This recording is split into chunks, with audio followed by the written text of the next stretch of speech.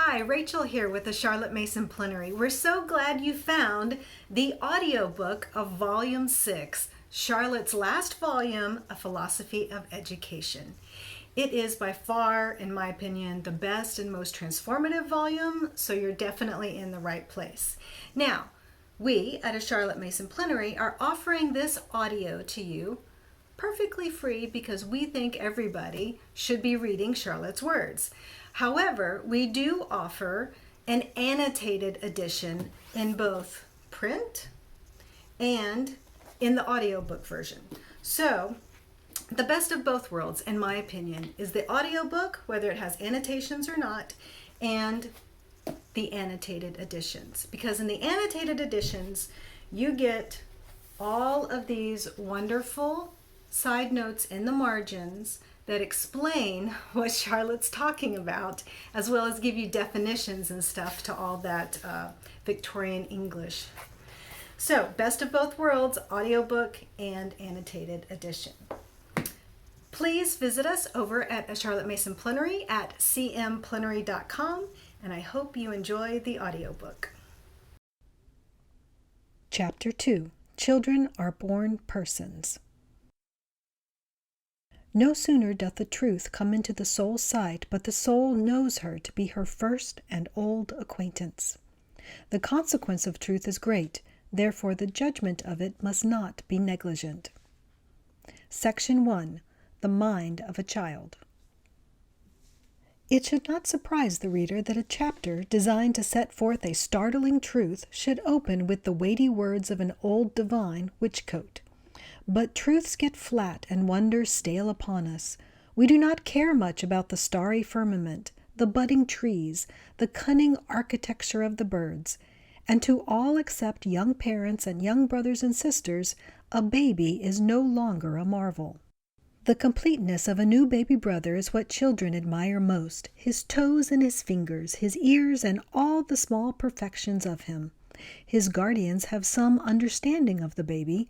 They know that his chief business is to grow, and they feed him with food convenient for him. If they are wise, they give free play to all the wrigglings and stretchings which give power to his feeble muscles. His parents know what he will come to, and feel that here is a new chance for the world. In the meantime, he needs food, sleep, and shelter, and a great deal of love. So much we all know. But is the baby more than a huge oyster? That is the problem before us, and hitherto educators have been inclined to answer it in the negative. Their notion is that by means of a pull here, a push there, a compression elsewhere, a person is, at last, turned out according to the pattern the educator has had in mind. The other view is that the beautiful infant frame is but the setting of a jewel of such astonishing worth that put the whole world in one scale and this jewel in the other, and the scale which holds the world flies up outbalanced. A poet looks back on the glimmering haze of his own infancy, and this is the sort of thing he sees. I was entertained like an angel with the works of God in their splendor and glory. Is it not strange that an infant should be heir of the whole world and see those mysteries which the books of the learned never unfold? The corn was orient and immortal wheat which never should be reaped nor was ever sown. I thought it had stood from everlasting to everlasting. The dust and stones of the street were as precious gold. The green trees transported and ravished me. Their sweetness and unusual beauty made my heart to leap. Boys and girls tumbling in the streets were moving jewels. I knew not that they were born or should die. The streets were mine, the people were mine. Their clothes and gold and silver were mine as much as their sparkling eyes, fair skins, and ruddy faces. The skies were mine, and so were the sun and moon and stars, and all the world was mine, and I, the only spectator and enjoyer of it. It takes a poet like Traherne to retain and produce such vivid memories, though perhaps we can all recall the sense that we were once spectators at the show of life, and we can recollect a sunny time before we were able to speak or tell what we knew.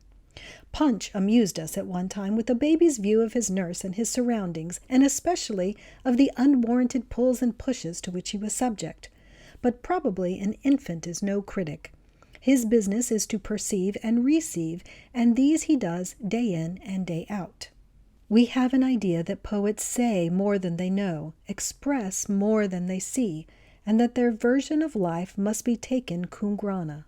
But perhaps the fact is that no labor of the mind enables them to catch and put into words the full realities of which they are cognizant, and therefore we may take Wordsworth, Coleridge, Vaughan, and the rest as witnesses who only hint at the glory which might be revealed.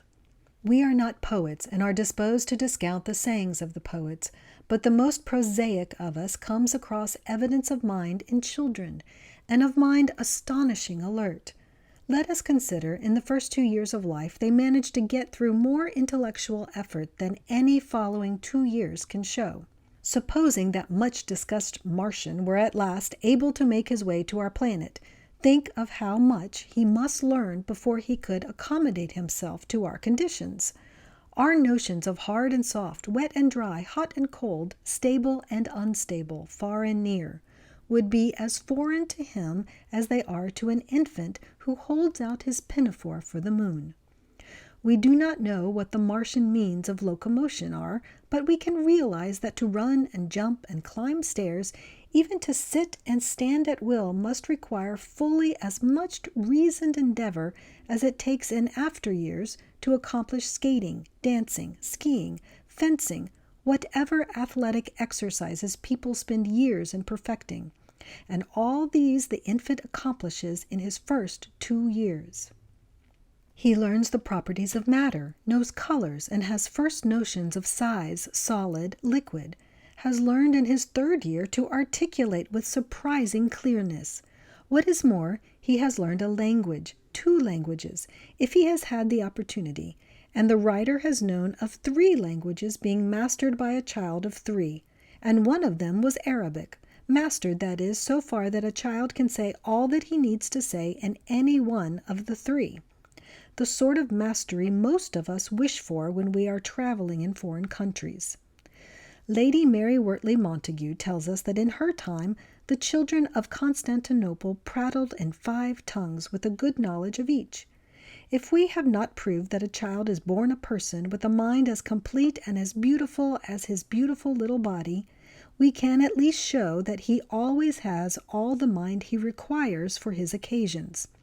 That is, that his mind is the instrument of his education, and that his education does not produce his mind. Who shall measure the range of a child's thoughts? His continual questions about God, his speculations about Jesus, are they no more than idle curiosity? Or are they symptoms of a God hunger with which we are all born? And is a child able to comprehend as much of the infinite and the unseen as are his self-complacent elders? Is he cabined, cribbed, confined in our ways, and does the fairy tale afford a joyful escape to regions where all things are possible? We are told that children have no imagination, that they must needs see and touch, taste and handle in order to know. While a child's age is still counted by months, he devotes himself to learning the properties of things by touching, pulling, tearing, throwing, tasting. But as months pass into years, a coup d'œil suffices for all but new things of complicated structure. Life is a continual progress to a child. He does not go over old things in old ways. His joy is to go on. The immensity of his powers bring in its own terrors. Let me again quote Traherne. Another time, in a lowering and sad evening, being alone in the field when all things were dead and quiet, a certain wanton horror fell upon me beyond imagination. The unprofitableness and silence of the place dissatisfied me. Its wildness terrified me. From the utmost ends of the earth, fear surrounded me. I was a weak and little child, and had forgotten there was a man alive on the earth. Yet also something of hope and expectation comforted me from every border. Traherne never loses the lessons that come to him, and he goes on. This taught me that I was concerned in all the world, that the beauties of the earth were made to entertain me, that the presence of cities, temples, and kingdoms ought to sustain me, and that to be alone in the world was to be desolate and miserable. Reason is present in the infant as truly as imagination. As soon as he can speak, he lets us know that he has pondered the cause why of things and perplexes us with 1,000 questions. His why is ceaseless, nor are his reasonings always disinterested. How soon the little urchin learns to manage his nurse or mother, to calculate her moods and play upon her feelings. It is in him to be a little tyrant. He has a will of his own, says his nurse. But she is mistaken in supposing that his stormy manifestations of greed, willfulness, temper are signs of will. It is when the little boy is able to stop all these and restrain himself with quivering lip that his will comes into play. For he has a conscience too. Before he begins to toddle, he knows the difference between right and wrong. Even a baby in arms will blush at the naughty baby of his nurse. And that strong will of his acts in proportion as he learns the difficult art of obedience. For no one can make a child obey unless he wills to do so. And we all know how small a rebel may make confusion in house or schoolroom. Section 2. The Mind of a School Child. But we must leave the quite young child, fascinating as he is, and take him up again when he is ready for lessons. I have made some attempt elsewhere to show what his parents and teachers owe to him in those years in which he is engaged in self-education, taking his lessons from everything he sees and hears, and strengthening his powers by everything he does. Here, in a volume which is chiefly concerned with education in the sense of schooling, I am anxious to bring before teachers the fact that a child comes into their hands with a mind of amazing potentialities. He has a brain, too, no doubt, the organ and instrument of that same mind, as a piano is not music, but the instrument of music. Probably we need not concern ourselves about the brain, which is subject to the same conditions as the rest of the material body, is fed with the body's food, rests as the body rests, requires fresh air and wholesome exercise to keep it in health, but depends upon the mind for its proper activities. The world has concerned itself of late so much with psychology, whose province is what has been called the unconscious mind, a region under the sway of nerves and blood which it is best perhaps to let alone, that in our educational efforts we tend to ignore the mind and address ourselves to this region of symptoms. Now mind, being spiritual, knows no fatigue. Brain, too, duly nourished with the proper food for the body, allowed due conditions of fresh air and rest, should not know fatigue. Given these two conditions, we have a glorious field of educational possibilities, but it rests with us to evolve a theory and practice which afford due recognition to mind. An authoritative saying which we are apt to associate with the religious life only is equally applicable to education. That which is born of the flesh is flesh, we are told. But we have forgotten this great principle in our efforts at schooling children. We give them a play way, and play is altogether necessary and desirable, but it is not the avenue which leads to mind. We give them a fitting environment, which is again altogether desirable and again is not the way to mind. We teach them beautiful motion, and we do well, for the body too must have its education. But we are not safe if we take these bypaths as approaches to mind. It is still true that that which is born of the Spirit is spirit. The way to mind is a quite direct way. Mind must come into contact with mind through the medium of ideas. What is mind, says the old conundrum, and the answer still is, no matter.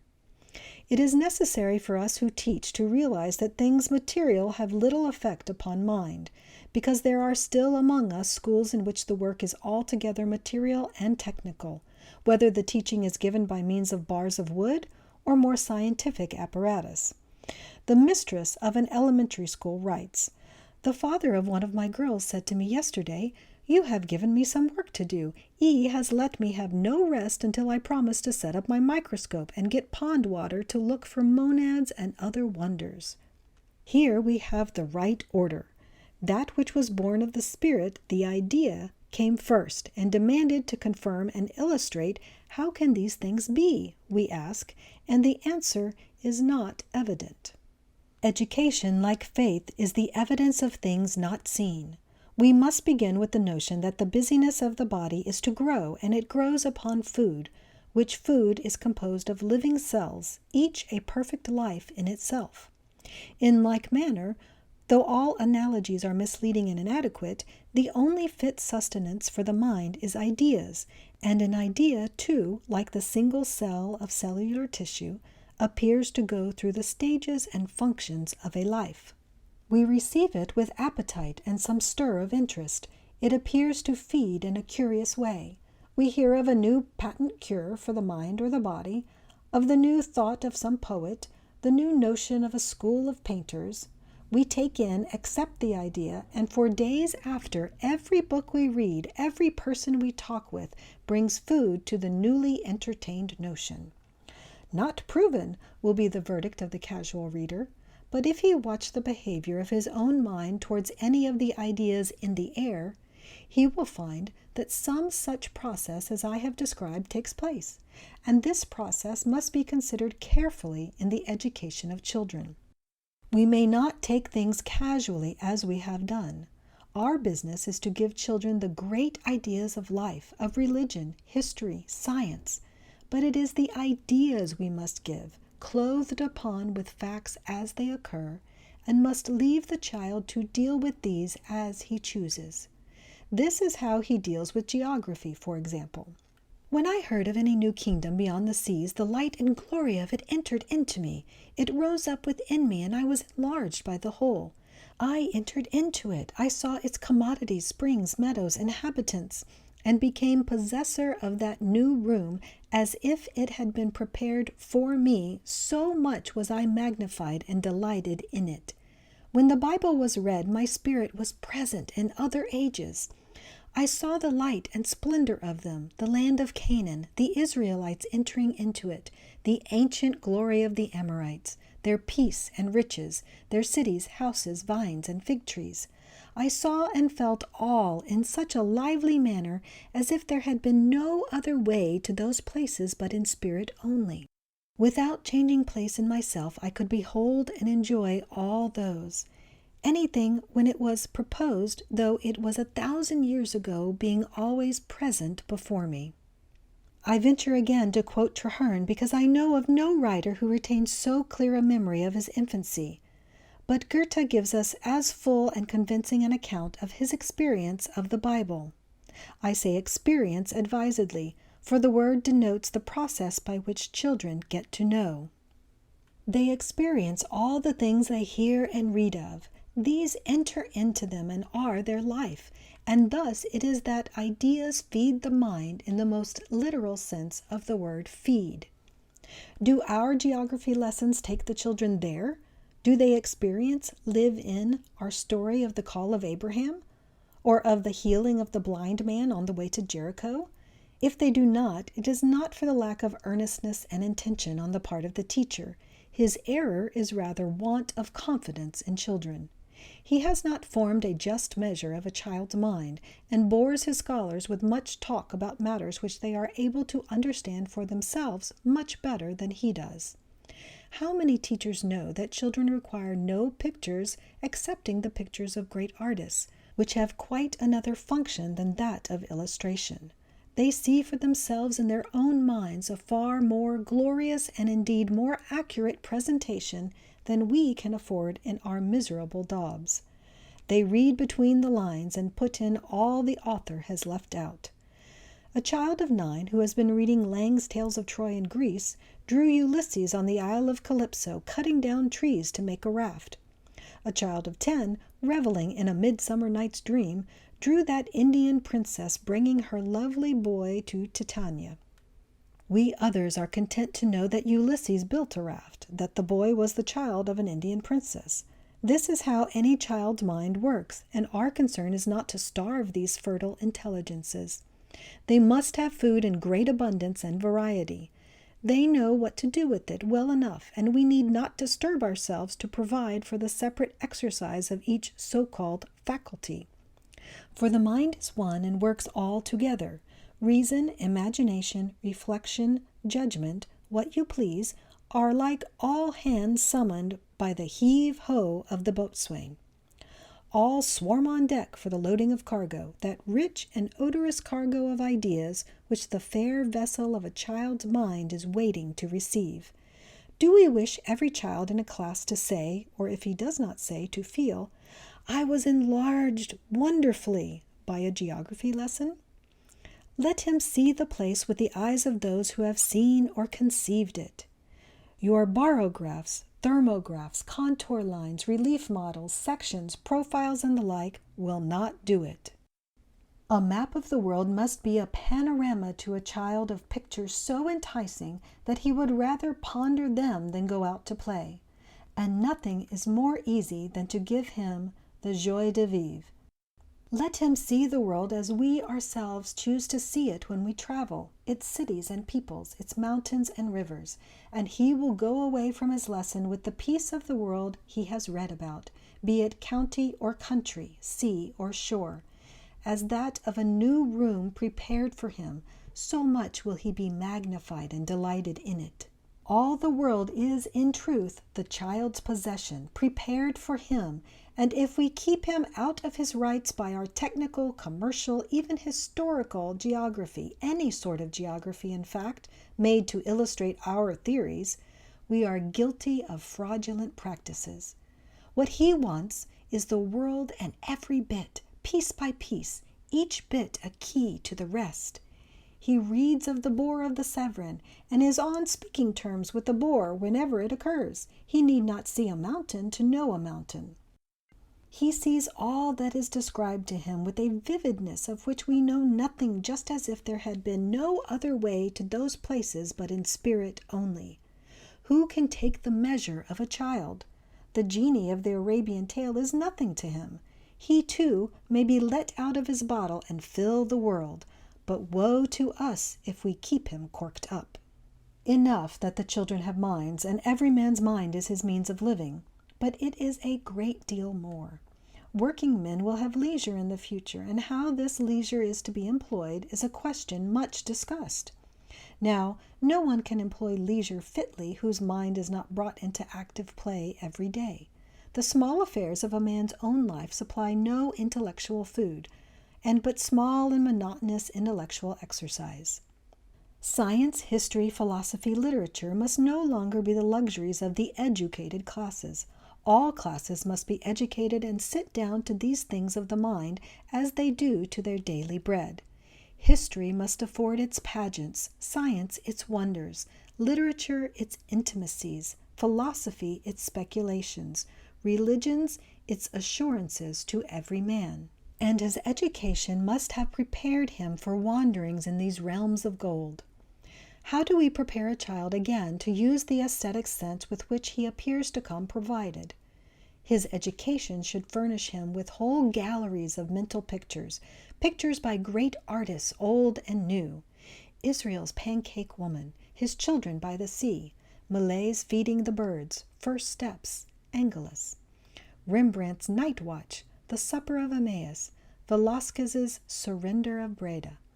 In fact, every child should leave school with at least a couple of hundred pictures by great masters hanging permanently in the halls of his imagination, to say nothing of great buildings, sculpture, beauty of form and color in things he sees.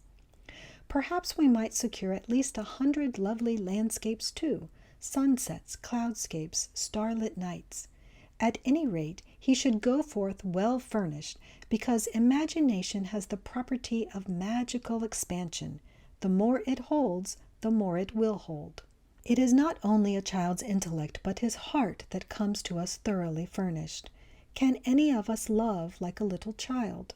Father and mother, sisters and brothers, neighbors and friends, our cat and our dog, the wretchedest old stump of a broken toy, all come in for his lavish tenderness.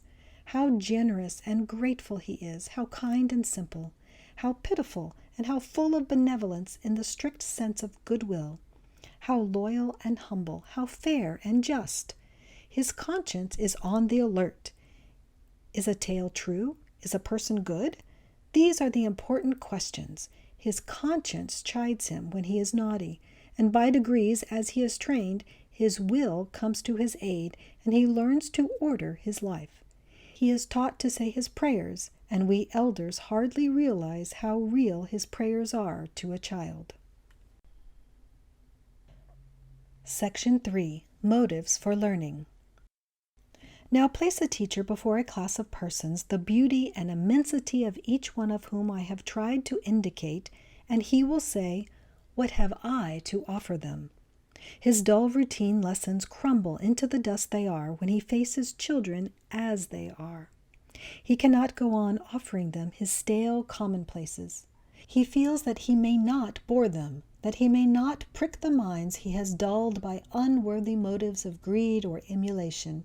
He would not invite a parcel of children to do a Timon feast of smoke and lukewarm water.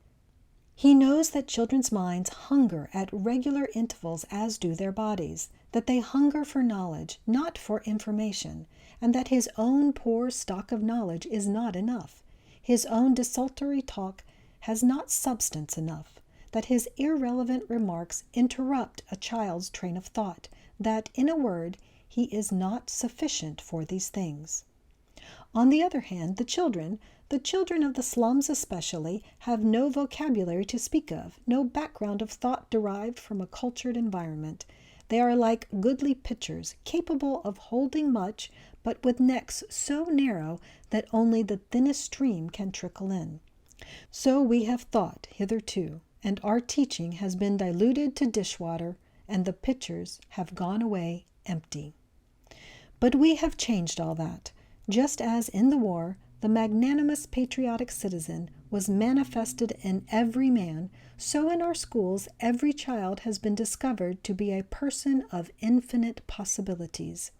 I say every child, for so-called backward children are no exception. I shall venture to bring before the reader some experiences of the Parents' Union School as being ground with which I am familiar. Examination papers representing tens of thousands of children working in elementary schools, secondary schools, and home schoolrooms have just passed under my eye. How the children have reveled in knowledge, and how good and interesting all their answers are! How well they spell on the whole, and how well they write! We do not need the testimony of their teachers that the work of the term has been joyous. The verve with which the children tell what they know proves the fact. Every one of these children knows that there are hundreds of pleasant places for the mind to roam in. They are good and happy because some little care has been taken to know what they are and what they require. A care very amply rewarded by results which alter the whole outlook of education. In our training college, the students are not taught how to stimulate attention, how to keep order, how to give marks, how to punish, or even how to reward, how to manage a large class or a small school with children in different classes. All these things come by nature in a school where the teachers know something of the capacities and requirements of children. To hear children of the slums telling King Lear or Woodstock, by the hour if you will let them, or describing with minutest details Van Eyck's Adoration of the Lamb or Botticelli's Spring is a surprise, a revelation. We take off our shoes from off our feet. We did not know it was in them, whether we be their parents, their teachers, or mere lookers-on. And with some feeling of awe upon us, we shall be the better prepared to consider how and upon what children should be educated. I will only add that I make no claims for them which cannot be justified by hundreds, thousands of instances within our experience. I hope you enjoyed this chapter of Charlotte Mason's Volume 6. And of course, if you need help, there's always the annotated edition, or you can come find us and ask questions. We'd love to help you. You can find us at cmplenary.com or over in our Facebook group. Look forward to chatting with you.